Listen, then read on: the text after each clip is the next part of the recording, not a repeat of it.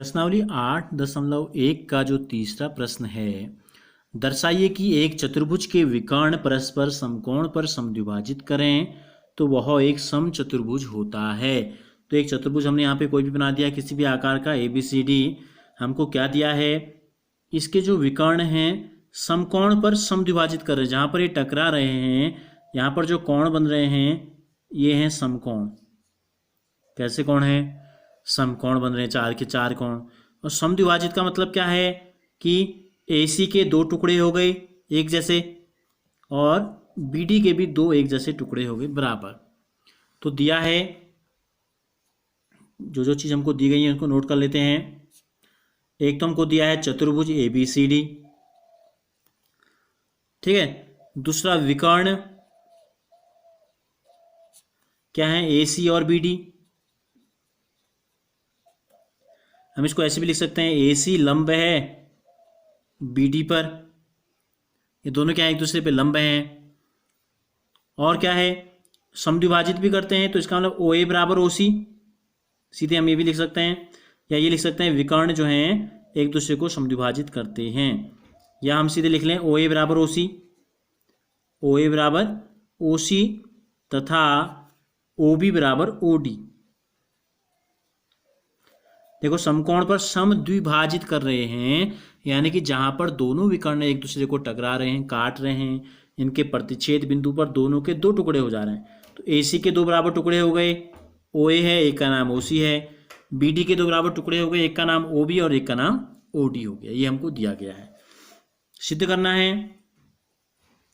करना है कि ये जो चतुर्भुज है, चतुर्भुज ABCD एक समचतुर्भुज है। अब ये समचतुर्भुज क्या होता है? देखो, ऐसा चतुर्भुज, सम मीन्स क्या होता है, समान। तो ऐसा चतुर्भुज जिसकी सभी भुजाएं बराबर होंगी वो कहलाएगा समचतुर्भुज। तो हमें क्या, बराबर का मतलब क्या हो जाएगा फिर यहाँ पर, यानी कि एक भुजा AB है, एक भुजा BC है, एक भुजा CD है, एक भुजा DA है। हमको AB बराबर BC बराबर CD बराबर DA अगर हम सिद्ध कर दें तो ये सिद्ध हो जाएगा कि ये चतुर्भुज जो है ये समचतुर्भुज है। तो इसके लिए हम क्या करते हैं, देखिए, हम लेते हैं 2 त्रिभुज लेते हैं। कोई भी 2 त्रिभुज ले लें जो एक दूसरे के साथ चिपके हुए हैं, एक साथ हैं।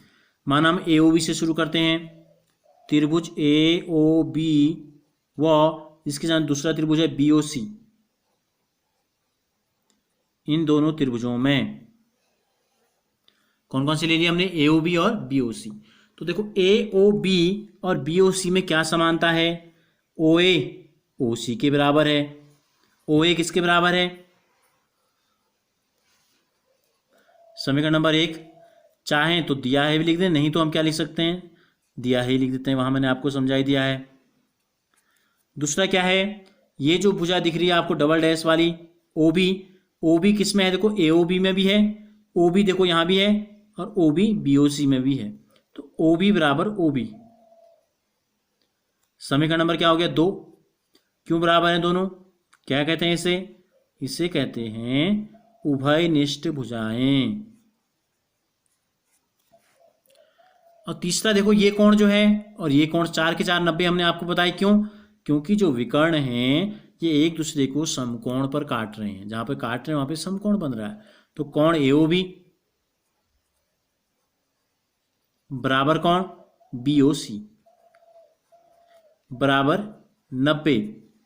समीकरण नंबर 3। क्यों ऐसा है, क्योंकि AC जो है लंब है BD पर। तो अब इन तीनों समीकरणों से क्या पता चल रहा है हमको, देखो, इस 2 भुजाएं, बीच का कोण 2 भुजाएं, बीच का कोण बराबर हैं, तो दोनों त्रिभुज क्या हो गए, सर्वांगसम हो गए। तो इसलिए समीकरण 1, 2 व 3 से क्या निष्कर्ष निकला कि त्रिभुज AOB जो है ये सर्वांगसम हो गया त्रिभुज BOC के। समीकरण नंबर 4 इसको ले लेते हैं, ठीक हो गया। तो अगर 2 त्रिभुज सर्वांगसम है तो इसका मतलब क्या होता है, इसका मतलब होता है त्रिभुज के सभी अंग क्या हैं, बराबर हैं।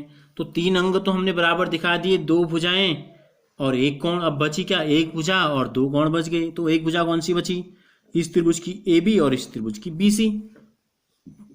तो ए बी बराबर हो गया बी सी। समीकरण नंबर 4 की जगह हम ले लेंगे 5। सी पी सी टी सर्वांगसम त्रिभुजों के संगत भाग से हमने ये सिद्ध कर दिया कि ए बी और बी सी क्या हो गए, अब बराबर हो गई, दो भुजाएं बराबर हो गई। अब हम क्या करते हैं, इसी जो प्रक्रिया हमने यहाँ की, जो चीज़ हमने यहाँ लागू की, उस सेम चीज़ अभी हमने नंबर 1 और नंबर 2, अगर देखो हमें ऐसे बांट देते हैं, नंबर 1 त्रिभुज, नंबर 2 त्रिभुज, नंबर 3 त्रिभुज, नंबर 4 त्रिभुज। किसके लिए की अभी हमने, 1 और 2 के लिए। अब यही प्रक्रिया हम 2 और 3 के लिए भी करते हैं। तो यहाँ उसी चीज़ को, अगर हमें सेम चीज़ है तो उसको पूरा लिखने की जरूरत नहीं है, सीधे हम क्या लिख लेंगे, इसी प्रकार। किस प्रकार, जिस प्रकार ये 2 त्रिभुज थे उसी प्रकार ये 2 त्रिभुज भी क्या हो जाएंगे, त्रिभुज बी ओ सी सर्वांगसम हो जाएगा सी ओ डी के। कैसे, देख लो, ये भुजा क्या है, दोनों में कॉमन है, इसमें भी इसमें भी। ये भुजा इसके बराबर है, बीच के कोण दोनों के समकोण है।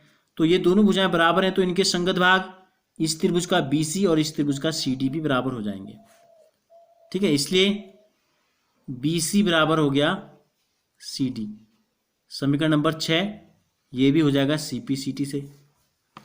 अब हम ले लेते हैं इन दो, पहले हमने पहले और दूसरे को लिया, फिर दूसरे और तीसरे को लिया। अब हम लेते हैं तीसरे और चौथे त्रिभुज को। किसको, तीसरे और चौथे त्रिभुज को। इसी प्रकार यहां हमने लिख दिया है, बार बार लिखने की जरूरत नहीं है। तीसरा त्रिभुज क्या है, सीओडी, समरूप हो जाएगा त्रिभुज क्या है, डीओ ए के। क्यों होगा, फिर वही चीज है, देखो ये भुजा दोनों में कॉमन है, ये इसके बराबर है, बीच के कोण समकोण है। ठीक हो गया, तो इसलिए संगत भुजाएं बराबर हो जाएंगी, इसकी सी डी और इसकी डी ए के बराबर हो जाएगी, इसलिए सी डी बराबर हो गया डी ए। समीकरण नंबर ले लेते हैं 7, ये भी सी पी सी टी सर्वांगसम त्रिभुजों के संगत भाग। तो अब देखो समीकरण 5, 6 और 7 को गौर से देखिए।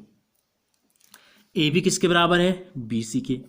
भाई बी सी किसके बराबर है, सी डी के, और सी डी किसके बराबर है, डी ए के।